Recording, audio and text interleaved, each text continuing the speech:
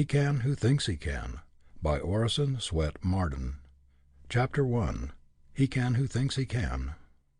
I promised my God I would do it.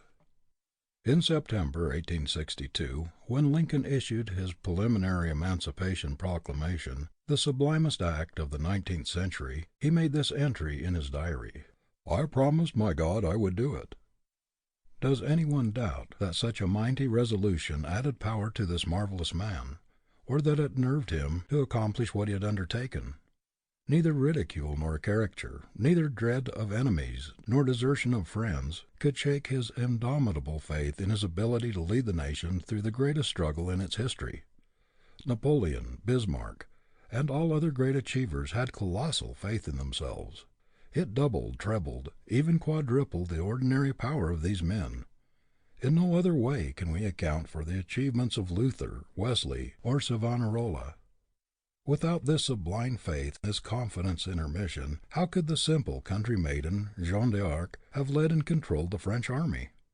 This divine self-confidence multiplied her power 1,000-fold, until even the king obeyed her, and she led his stalwart troops as if they were children. After William Pitt was dismissed from office, he said to the Duke of Devonshire, "I'm sure I can save this country, and that nobody else can." For 11 weeks, says Bancroft, England was without a minister. At length the king and aristocracy recognized Pitt's ascendancy and yielded to him the reins. It was his unbounded confidence in his ability that compelled the recognition and led to the supremacy in England of Benjamin Disraeli, the once despised Jew. He did not quail or lose heart when the hisses and jeers of the British Parliament rang in his ears. He sat down amid the jeering members, saying, "You will yet hear me." He felt within him the confidence of power that made him Prime Minister of England, and turned sneers and hisses into admiration and applause. Much of President Roosevelt's success has been due to his colossal self-confidence. He believes in Roosevelt as Napoleon believed in Napoleon. There is nothing timid or half-hearted about our great president. He goes at everything with gigantic assurance, with that tremendous confidence which half wins the battle before he begins. It's astonishing how the world makes way for a resolute soul, and how obstacles get out of the path of a determined man who believes in himself. There is no philosophy by which a man can do a thing when he thinks he can't. What can defeat a strong man who believes in himself and cannot be ridiculed down, talked down, or written down? Poverty cannot dishearten him, misfortune deter him, or hardship turn him a hair's breadth from his course. Whatever comes, he keeps his eye on the goal and pushes ahead. What would you think of a young man, ambitious to become a lawyer, who should surround himself with a medical atmosphere and spend his time reading medical books? Do you think he would ever become a great lawyer by following such a course? No, he must put himself in a law atmosphere, go where he can to absorb it and be steeped in it until he is attuned to the legal note. He must be so grafted upon the legal tree that he can feel its sap circulating through him. How long will it take a young man to become successful who puts himself in an atmosphere of failure and remains in it until he is soaked, saturated with the idea?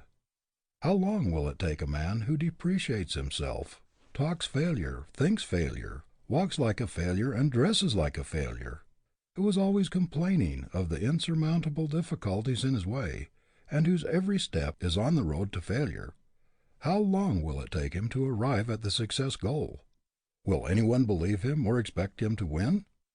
The majority of failures begin to deteriorate by doubting or depreciating themselves, or by losing confidence in their own ability. The moment you harbor doubt and begin to lose faith in yourself, you capitulate to the enemy. Every time you acknowledge weakness, inefficiency, or lack of ability, you weaken your self-confidence, and that is to undermine the very foundation of all achievement. So long as you carry around a failure atmosphere and radiate doubt and discouragement, you will be a failure. Turn about face, cut off all currents of failure thoughts, of discouraged thoughts. Boldly face your goal with a stout heart and a determined endeavor, and you will find that things will change for you. But you must see a new world before you can live in it. It is to what you see, to what you believe, to what you struggle incessantly to attain, that you will approximate. Trust thyself. Every heart vibrates to that iron string. I know people who have been hunting for months for a situation because they go into an office with the confession of weakness in their very manner. They show their lack of self-confidence. Their prophecy of failure is in their face, in their bearing. They surrender before the battle begins. They are living witnesses against themselves. When you ask a man to give you a position, and he reads this language in your face and manner, "Please give me a position. Do not kick me out. Fate is against me. I am an unlucky dog. I am disheartened. I have lost confidence in myself," he will only have contempt for you. He will say to himself that you are not a man to start with, and he will get rid of you as soon as he can. If you expect to get a position, you must go into an office with the air of a conqueror. You must fling out self-confidence from yourself before you can convince an employer that you are the man he is looking for. You must show by your very presence that you are a man of force, a man who can do things with vigor, cheerfulness, and enthusiasm. Self-reliance, which carries great, vigorous self-faith, has ever been the best substitute for friends, pedigree, influence, and money. It is the best capital in the world. It has mastered more obstacles, overcome more difficulties, and carried through more enterprises than any other human quality. I have interviewed many timid people as to why they let opportunities pass by them that were eagerly seized by others with much less ability, and the answer was invariably a confession like the following. "I have not the courage," said one. "I lack confidence in myself," said another. "I shrink from trying for fear I shall make a mistake, and I shall have the mortification of being turned down," said a third. "It would look so cheeky for me to have the nerve to put myself forward," said a fourth. "Oh, I do not think it would be right to seek a place so far above me," said another. "I think I ought to wait until the place seeks me, or I am better prepared." So they run through the whole gamut of self-distrust. This shrinking, this timidity or self-effacement often proves a worse enemy to success than actual incompetence. Take the lantern in hand, and you will always have light enough for your next step, no matter how dark, for the light will move along with you. Do not try to see the long way ahead. One step is enough for me. A physical trainer in one of our girls' colleges says that his first step is to establish the girls in self-confidence, to lead them to think only of the ends to be attained and not of the means. He shows them that the greater power lies behind the muscles, in the mind, and points to the fact so frequently demonstrated, that a person in a supreme crisis, as in a fire or other catastrophe, can exert strength out of all proportion to his muscle. He thus helps them get rid of fear and timidity, the great handicaps to achievement. I believe if we had a larger conception of our possibilities, a larger faith in ourselves, we could accomplish infinitely more. And if we only better understood our divinity, we would have this larger faith. We are crippled by the old orthodox idea of man's inferiority. There is no inferiority about the man that God made. The only inferiority in us is what we put into ourselves. What God made is perfect. The trouble is that most of us are but a burlesque of the man God patterned and intended. A Harvard graduate, who has been out of college a number of years, writes that because of his lack of self-confidence he has never earned more than $12 a week. A graduate of Princeton tells us that except for a brief period, he has never been able to earn more than $1 a day. These men do not dare to assume responsibility. Their timidity and want of faith in themselves destroy their efficiency. The great trouble with many of us is that we do not believe enough in ourselves. We do not realize our power. Man was made to hold up his head and carry himself like a conqueror, not like a slave, as a success, not as a failure, to assert his God-given birthright. Self-depreciation is a crime. If you would be superior, you must hold the thought of superiority constantly in the mind. A singularly modest man of so retiring a disposition that at one time he did not show half of his great ability, whose shrinking nature and real talent for self-abasement had actually given him an inferior appearance, told me one day how he had encountered this tendency toward self-depreciation. Among other things, he said, he had derived a great benefit from the practice he had formed of going about the streets, especially where he was not known, with an air of great importance, as though imagining himself the mayor of the city, the governor of the state, or even president of the United States. By merely looking as though he expected everybody to recognize that he must be a person of note, he changed not only his appearance, but also his convictions.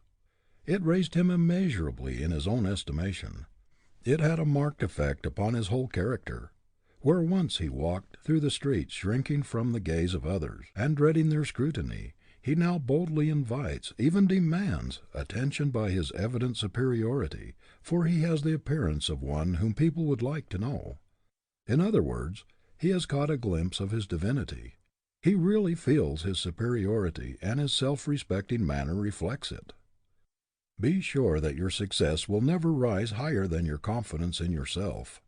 The greatest artist in the world could not paint the face of a Madonna with a model of depravity in his mind. You cannot succeed while doubting yourself or thinking thoughts of failure. Cling to success thoughts. Fill your mind with cheerful, optimistic pictures, pictures of achievement.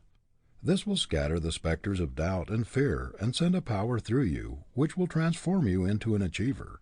No matter how poor or how hemmed in you may be, stoutly deny the power of adversity or poverty to keep you down. Constantly assert your superiority to environment. Believe in yourself. Feel that you are to dominate your surroundings. Resolve that you will be the master and not the slave of circumstances. This very assertion of superiority, this assumption of power, this affirmation of your ability to succeed, the attitude that claims success is an inalienable birthright, will strengthen the whole man and give great added power to the combination of faculties which doubt, fear, and lack of confidence undermine. Self-confidence marshals all one's faculties and twists their united strength into one mighty achievement cable. It carries conviction. It makes other people believe in us. What has not been accomplished through its miraculous power? What triumphs in invention, in art, and in discovery have been wrought through its magic? What does not civilization owe to the invincible self-faith of its inventors, its discoverers, its railroad builders, its mine developers and city builders? It has won 1,000 victories in science and in war which were deemed impossible by faint-hearted doubters. The fact that you believe implicitly that you can do what may seem impossible or very difficult to others shows that there is something within you that has gotten a glimpse of power sufficient to do the thing. Many men who have achieved great things cannot account for their faith. They cannot tell why they had the implicit confidence that they could do what they undertook. But the result was evidence that something within them had gotten a glimpse of latent, resourceful, reserve power and possibilities which would warrant that faith, and they have gone ahead, often when they could not see a ray of light, with implicit confidence that they would come out all right, because this faith told them so. It told them so because it had been in communication with something within them that was divine, that which had passed the bounds of unlimited and entered the domain of the limitless. When we begin to exercise the faculties of self-faith, self-confidence, we are stimulating and increasing the strength of the very faculties which enable us to do the thing we have set our hearts on. The very exercise of faith helps us to do what we undertake, because our greater concentration develops that portion of the brain which enables us to accomplish it. Men who have left their mark on the world have often been implicit followers of their faith when they could see no light, and their faith has led them through the wilderness of doubt and hardship into the promised land. Our faith often tells us that we may proceed safely even in the dark, when we see no light ahead. Faith is a divine leader which never misdirects us. We must only be sure that it is faith and not merely egotism or selfish desire. Our faith puts us in touch with the infinite, opens the way to unbound possibilities, limitless power. It is the truth of our being. It is the one thing that we can be sure will not mislead us. An unwavering belief in oneself destroys the greatest enemies of achievement, fear, doubt, and vacillation. It removes the 1,001 obstacles which impede the progress of the weak and irresolute. faith in one's mission, in the conviction that the Creator has given us power to realize our life call, as it is written in our blood and stamped on our brain cells, is the secret of all power. Poverty and failure are self-invited. The disasters people dread often come to them. Worry and anxiety enfeeble their force of mind and so blunt their creative and productive faculties that they are unable to exercise them properly. Fear of failure, or lack of faith in one's ability, is one of the most potent causes of failure. Many people of splendid powers have attained only mediocre success, and some are total failures, because they set bounds to their achievement, beyond which they did not allow themselves to think that they could pass. They put limitations to their ability. They cast stumbling blocks in their way by aiming only at mediocrity, or predicting failure for themselves, taking their wares down instead of up, disparaging their business, and belittling their powers. Thoughts are forces, and the constant affirmation of one's inherent right and power to succeed will change inhospitable conditions and unkind environments to favorable ones. If you resolve upon success with energy, you will very soon create a success atmosphere and things will come your way. You can make yourself a success magnet. If things would only change, you cry. What is it that changes things? Wishing or hustling, dreaming or working? Can you expect them to change while you merely sit down and wish them to change? How long would it take you to build a house sitting on the foundation and wishing that it would go up? Wishing does not amount to anything unless it is backed by endeavor, determination, and grit. Webster's father was much chagrined and pained when Daniel refused a $1,500 clerkship in the Court of Common Pleas in New Hampshire, which he had worked hard to secure for him after he left college. "Daniel," he said, "don't you mean to take that office?" "No, indeed, father. I hope I can do much better than that. I mean to use my tongue in the courts, not my pen. I mean to be an actor, not a register of other men's acts." Sublime self-faith was characteristic of this giant's career. Every child should be taught to expect success, and to believe that he was born to achieve, as the acorn is destined to become an oak. It is cruel for parents and teachers to tell children that they are dull or stupid, or that they are not like others of their age. They should inspire them, instead, with hope and confidence and belief in their success birthright. A child should be trained to expect great things, and should believe firmly in his God-given power to accomplish something worthwhile in the world. Without self-faith and an iron will, man is but the plaything of chance, a puppet of circumstances. With these he is a king, and it is in childhood the seeds must be sown that will make him a conqueror in life. If you want to reach nobility, you can never do it by holding the thought of inferiority, the thought that you are not as good as other people, that you are not as able, that you cannot do this, that you cannot do that. Cant philosophy never does anything but tear down. It never builds up. If you want to amount to anything in the world, you must hold up your head. Say to yourself continually, "I am no beggar. I am no pauper. I am not a failure. I am a prince. I am a king. Success is my birthright, and nobody shall deprive me of it." A proper self-esteem is not a vulgar quality. It is a very sacred one. To esteem oneself justly is to get a glimpse of the Infinite's plan in us.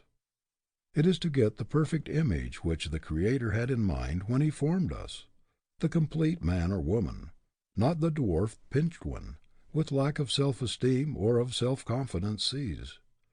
When we get a glimpse of our immortal selves, we shall see possibilities of which we never before dreamed. A sense of wholeness, of power and self-confidence, will come into our lives which will transform them. When we rate ourselves properly, we shall be in tune with the Infinite. Our faculties will be connected with an electric wire which carries unlimited power, and we shall no longer stumble in darkness, doubt, and weakness. We shall be invincible. End of chapter 1.